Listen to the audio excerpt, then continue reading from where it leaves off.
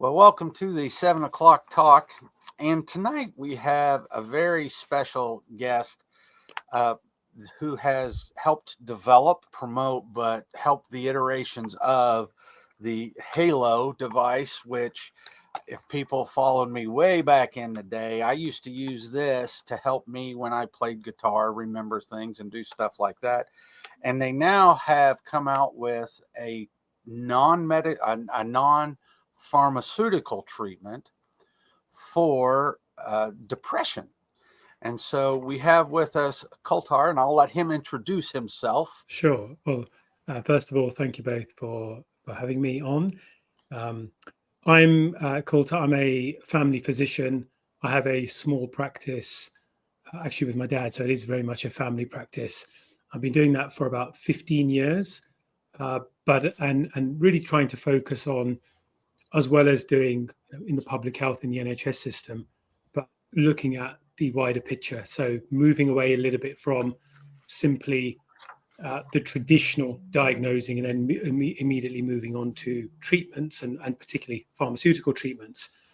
And so over the last several years, with that in mind, I've explored other things. And so I was at a digital health company for several years. And then in the last just over 2 years, I've now joined Flow and Halo Neuroscience for exactly that reason, thinking of just the bigger picture, very much that integrated medicine approach that you practice and looking at the functional things and trying to get to the root cause.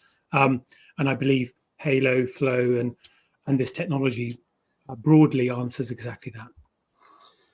Now, in the health system that you work in, you guys have a nationalized healthcare system, right? Mm.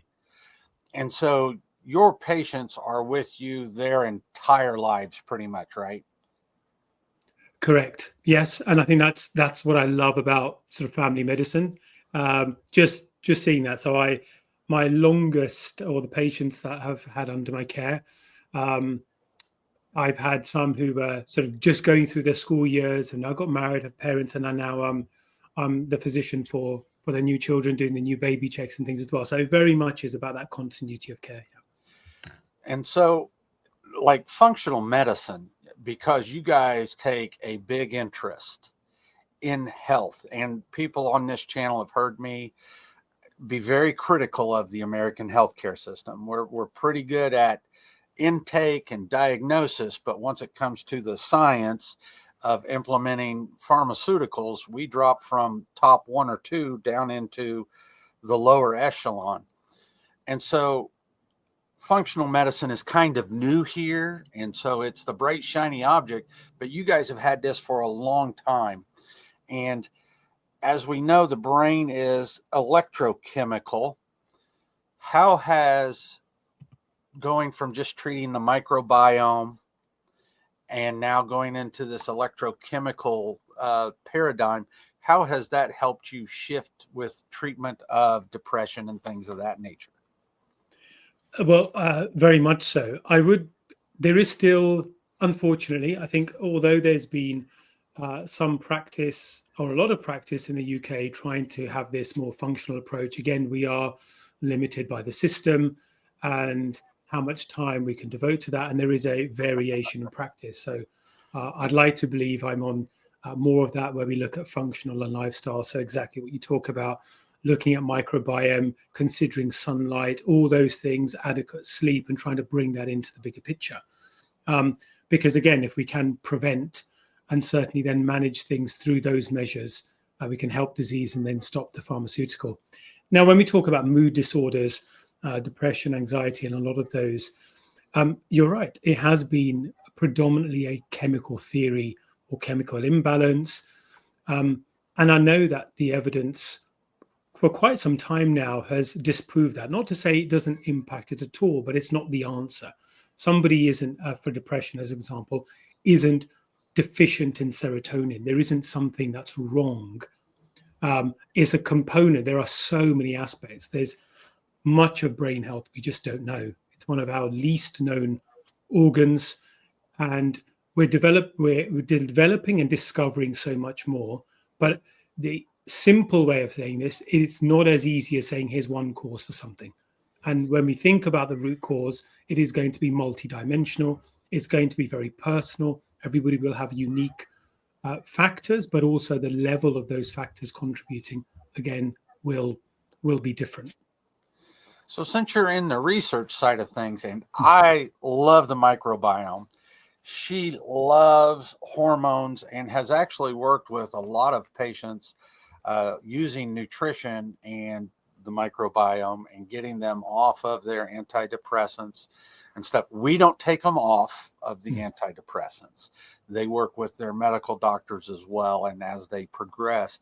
But how do you, since you're in the research section of that, do you get to see the microbiome and like the short chain fatty acids? And do you get to partition patients as, you know, these people are deficient in the short chain fatty acids?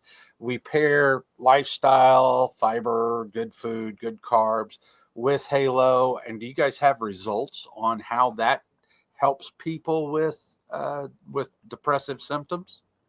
So I'm fortunate. So in the public system, in the public, so my own NHS practice, the National Health Service practice, that isn't possible, at least not in the scope that you describe. But again, one of the the good fortune that we have in the company is able to do a lot more of that research, and then we've got a select number of individuals where we're doing exactly that. So starting, even with Halo, but we're looking at, yes, of course, a microbiome, the nutrition, wearables data, integrations, even looking at some blood biomarkers, looking at some of the genetic profile, trying to piece that all together and say what influences what, and where can a technology like this help with all of those things. Again, I'm skeptical of any solution, any treatment, any medical device saying just use this and it will fix. I think it's always got to be in combination. It's always got to be using as a tool, and the level it can benefit somebody will of course vary. For some people it can be just that one thing that's the major aspect, but if we say at a population level, if we walked in or anybody walked in and said do this and it will work for everybody as a single intervention, I do have some skepticism. So I have a two-parter here for you. If you would explain the difference between transcranial magnetic stimulation and the TDS that you guys do, so that people around here, this is very new. This is a very novel product. And I didn't bring my actual Halo from home. It sits at home and we do it at night before we get ready to go to bed. But it's very novel, very new. And I was very blessed, or we were very blessed and lucky to get one and be able to use it because I used to use the Halo Sport. But how long has this been out? So the differences in the magnetic stem and then the TDS, and then how long have you guys been using this in Europe? Sure.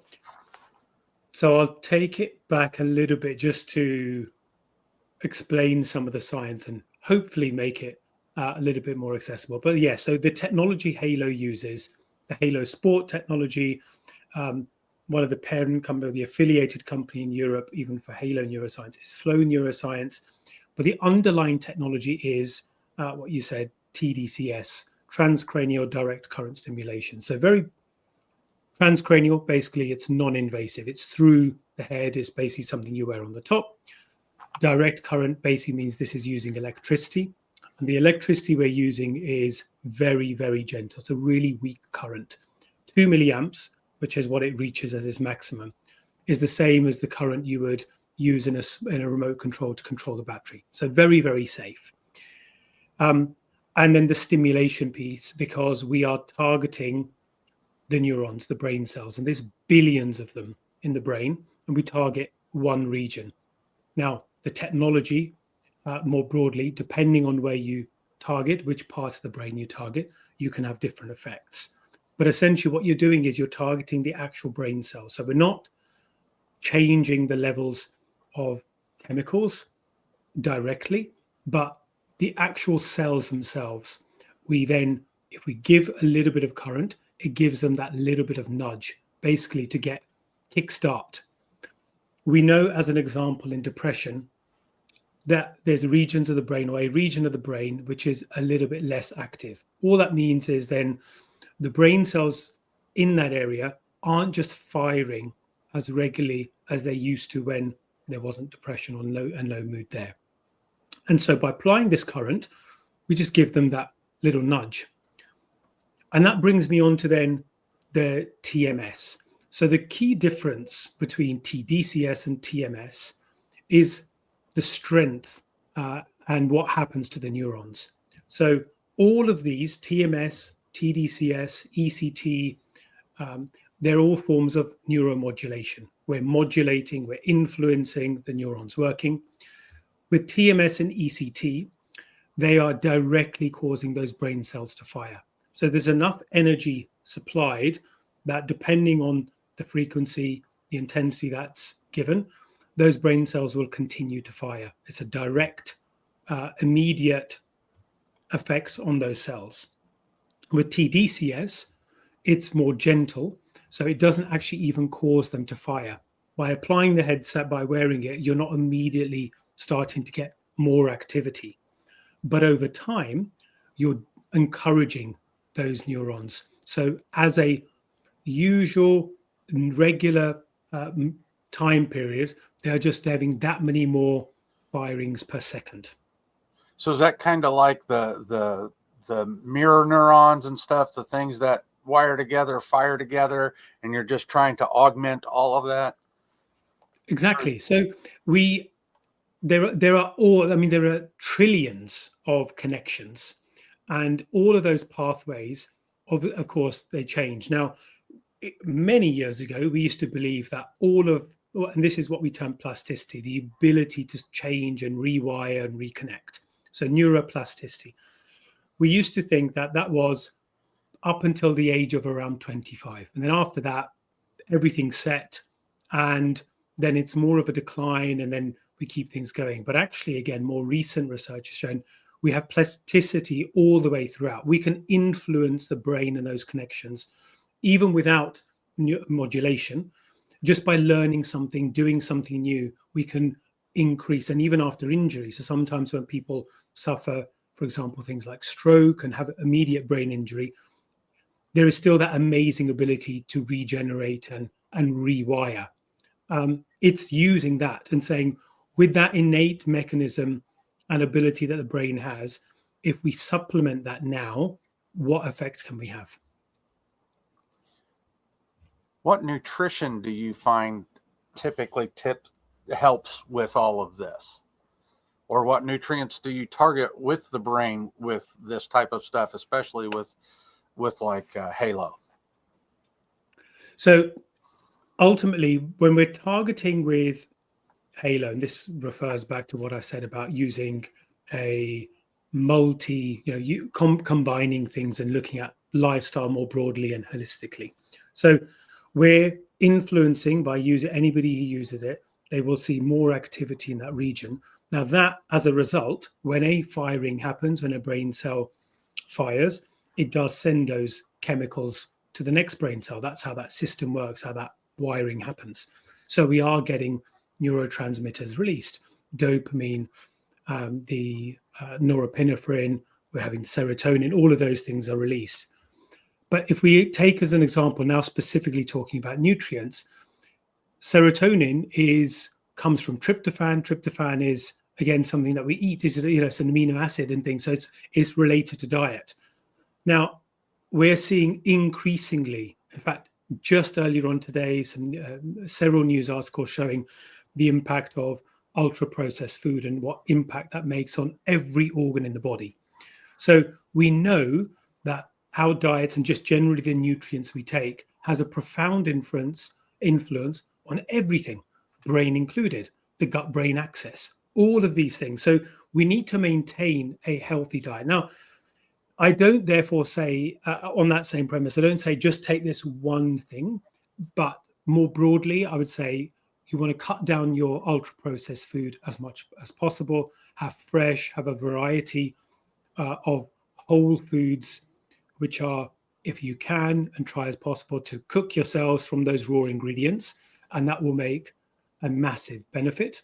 And then there are other things. We talk of a vitamin D. We're looking at general omega-3, magnesium. There are a number of other nutrients which can, of course, help, because we want everything to work in synergy, right? We want this to be a collective thing. Let's help one with the other.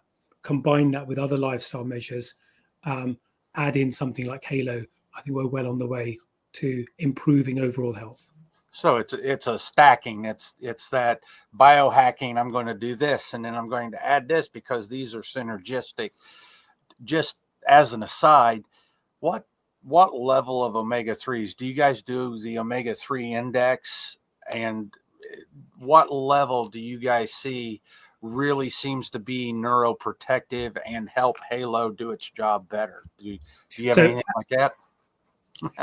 Yeah. So, well, that's part of the research that we're still doing. So I haven't got an answer for that now, but it's absolutely what we're exploring. There's a number of things, like what is that optimum level, and the reason why it's hard, at least for us now, to say that is because historically we've always, just the profession at large, we study disease and we study when people are ill health. We don't look at people who are already healthy. Halo here is for overall well-being and improving health from what it is. So understanding the baseline when somebody's already healthy or relatively healthy, or certainly has an absence of a condition, is harder. All the lab tests that come into my practice, again, they're looking for deficiency, but they're not looking at optimum.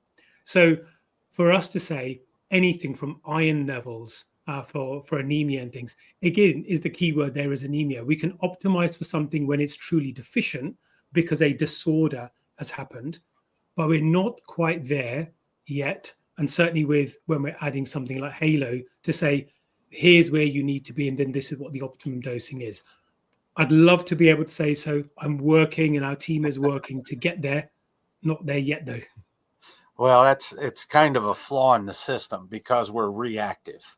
We're not proactive. We are a reactive system, and that we talk all the time about optimal levels. She talks to people about optimal hormone levels all the time, progesterone, estrogen, and it all matters. And anybody that's followed us for any amount of time, they know we have a whole seminar online about this is optimal, this is not optimal, and there is a difference between normal and optimal. And I think that's a message that needs to be, and people are understanding this and acting on it more and more. I think this is why we are seeing a number of people try and access health, not just biohacking, but overall. And it's exactly that. We need to move away from waiting for a disease to happen. Just completely other, random example, but if we wait for an A1C in order to get diabetes before we act, why? When the process has started years before. So how can we optimize that well in advance before we have to have sometimes quite hard to reverse, not necessarily irreversible, but changes which we could have acted on far earlier? That needs to be the paradigm shift that we're working towards. And a lot of people say it. There's a lot of emphasis on trying to move into prevention and so forth. But at the moment, I don't think I've seen enough action on that, and it needs to be widespread. At the moment, the system is still incentivized. Look at payers, hospital systems. It still really is around reactive care, emergency care, admissions, and we need to move away. Jessica's done actually a really good job of that with women's health, because in America we don't pelvic floor health. We don't do anything actively for women on pelvic floor health and stuff like that. So we understand the pain and the problem that is there. So I will demonstrate the Halo Sport. This is I don't know how old this system is. Probably 5, I would say. Oh no, it's more than 5. I had it before we were married. So but this goes on like this, and it stimulates across the midline. What's the difference for people between the Halo Sport and the new Flow? So the main difference is where it's targeted. Now, Halo Sport was targeting, basically, it was targeting the motor cortex. If we go back, the very original, so almost like the earliest evidence around TDCS, which started around 2000, that was where we had the almost eureka moment in this space of what I talked about, of the effect not just lasting when a stimulation happens, but afterwards. But most of that research and early evidence was around the motor cortex. So very sensibly, the first device was based on a lot of that research, and it was targeting that motor region, which is where those electrodes sit. And as a result, targeting that area of the brain, we look at a bit more performance on that side, motor performance. So the people who it resonated most with were athletes, musicians, something requiring sort of muscle memory and performance from that perspective. And we had usage in the NBA. I think it was the Golden State Warriors. We had some Olympians using it and things. And we had a lot of musicians, both professional as well, using the device as well. How that differs to the new Halo is where it's targeted. So the underlying technology is still TDCS. But here with the new device, we're targeting the frontal cortex or the prefrontal cortex. The difference here is that region, or this region now we're targeting, is responsible for executive functioning. It's almost like the control center. Maybe if I say it's the conductor in an orchestra. So it is the emotional regulation of our body. It's that executive functioning. It's the way of that discipline of getting up and go. That's what we're targeting. So in depression and other states as well, or even when mood's low or sleep has been waning, that area isn't just firing in the way it needs to. So that's where it's targeting. Same technology, same effects, but just a different region to Halo, the old Halo. And I loved the old Halo. I used it quite a bit. Now, there is a difference between the Halo that I am using, and you mentioned, I don't know if you can actually discuss what we talked about before with the flow. You know, if you want to mention what you can discuss there, I don't want to steal any thunder or release anything before it should be released. So absolutely fine. Yeah. So flow neuroscience, which is also it's basically like the affiliate company, the parent company of Halo Neuroscience, had the same device, and it was launched into market in 2019, TDCS as well. So same technology, very similar headset. And that device is a medical device, so it's indicated for the treatment of depression, has all the necessary regulatory approvals in the EU, in the UK, Hong Kong, Brazil, Australia. So it's got a number of regional approvals where it's in market. It is TDCS. It's also targeting the prefrontal cortex.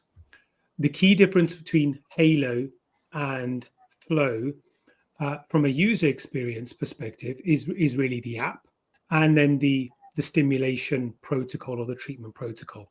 So let me just break that down very simply. So in the app, we are in the Flow Neuroscience app.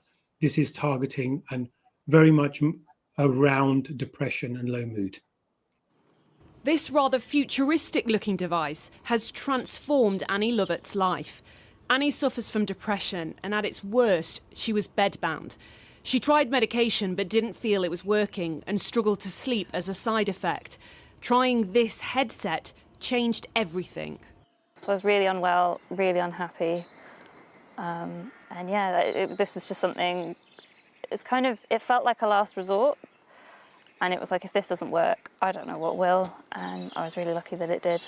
Close your eyes and direct your focus into your body. It took just 3 weeks for Annie to notice a real difference. It was like that. It was like a switch flipped, and it was just so much better. Like one morning, I just remember waking up and noticing that I just felt better. Like I just felt more able to get out of bed and get on with life. The device is made by a Swedish company called Flow Neuroscience, and it's not cheap, £400 full price. It works by using electric pulses to increase brain activity and reduce the symptoms of depression. In fact, in trials, almost 90% of patients reported being in remission after just 6 weeks. Now it's being tested out within the NHS. If you look at the overall benefits it can give to our patients by reducing their number of attendances in the GP surgeries, in the attendance with the healthcare professionals, I think it will give a benefit. Overall cost will not matter if it is giving so much benefits to our patients. Annie's been using her headset for almost 3 years now. So I've kind of slightly fire fought with it, I think. Sort of when I've had a relapse and I started to feel unwell again, I'll start using it again. Now she uses it twice a week consistently, wearing it in 30-minute sessions while she watches TV and crochets. And it has content, educational content, and some modules to help support with that, to understand what's happening, and to and then to hopefully improve over time. And we've got great results. We've had since market 2019, our longest users have been using it since launch. So we've got a real wealth of data. It's part of the reason why then we also then launched Halo, because there was a subset of significant number of users even using Flow who then got better, or even at the baseline they were well, at least according to the surveys that everybody has to do within the app just to monitor progress. We were still seeing, even when they were well from a perspective of diagnosis or some of the tools that we use for depression, they were still gaining improvements. So Halo is for a population who doesn't have a medical diagnosis, doesn't have an indication, they are well at baseline, because we're still seeing, as we did with Flow, those incremental benefits and quite rapid benefits on things that the prefrontal cortex is responsible for. So focus, mood, sleep, things like learning, all those things where we can continue to demonstrate results even from the early success people have with it.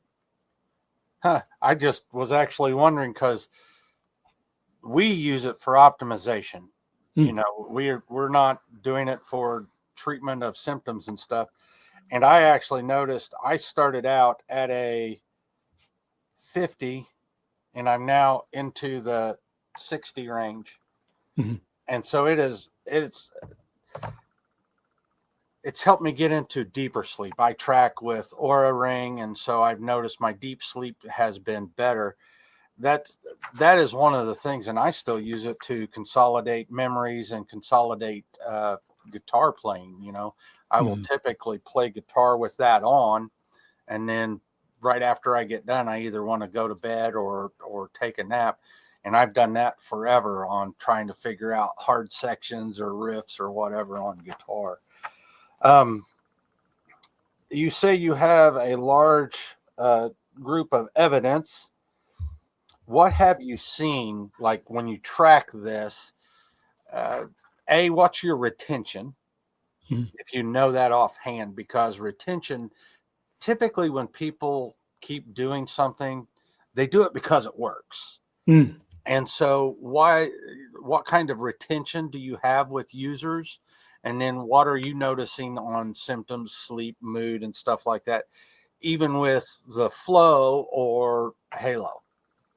Sure. So because this is such a safe and a device with very, very few side effects, I'll talk on Flow just to begin with, where we've got over 50,000 users. The side effect reporting rate is less than 5%. So any users who let us know, it's actually less than 4% now. And all of those are non-serious, serious as is defined by the regulatory authorities. So predominantly it's skin related, where the electrode sits, some irritation, some redness, and people get headaches. But again, less than 5%. That contrasts.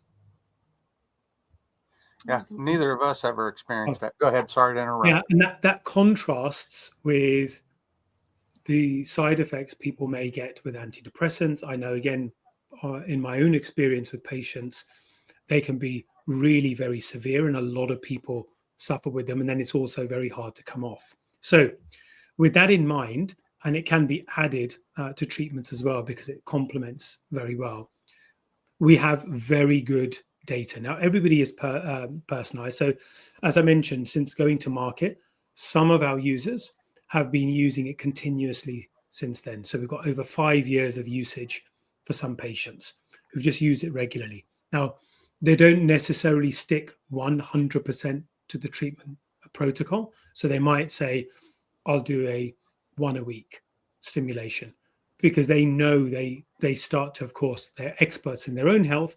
They understand what it means for them to be stable and signs of if things need a little bit of optimization. We've got other groups of people who will use it for a period until they are well. They'll stop off. Now, as an example, because the weather has started to get a lot colder, we're getting into winter now, people start to use it again a little bit more because of that seasonal variation that we can find. So it does vary. Overall, our adherence rate is around 70%. And that's adherence to sticking to a protocol fully.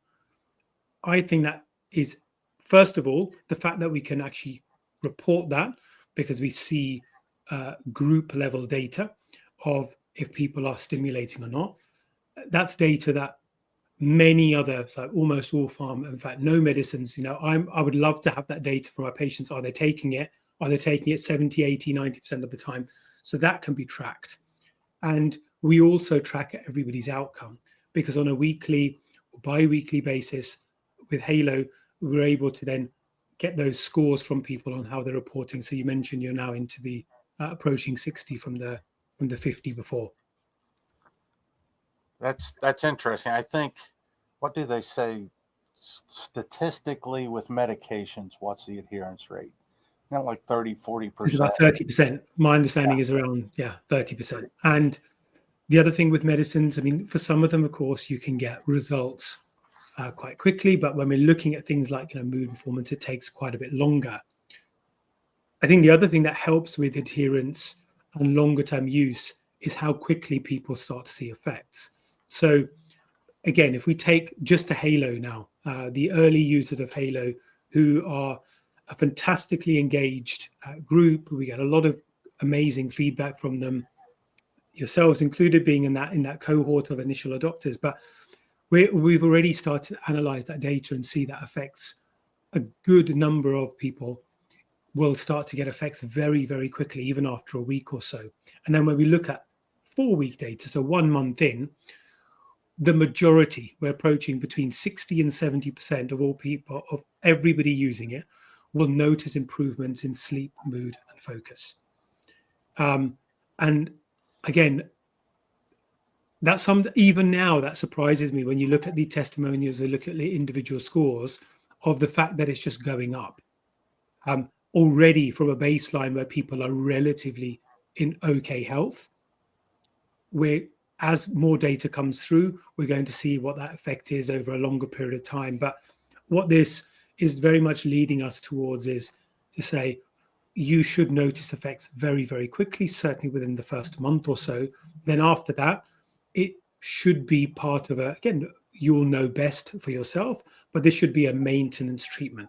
You use it 1-2 times a week, depending on how you're feeling, how you feel, what the scores may be doing, what are some of your other wearables and other data may suggest. But longer term maintenance is based on how you as an individual are feeling with it.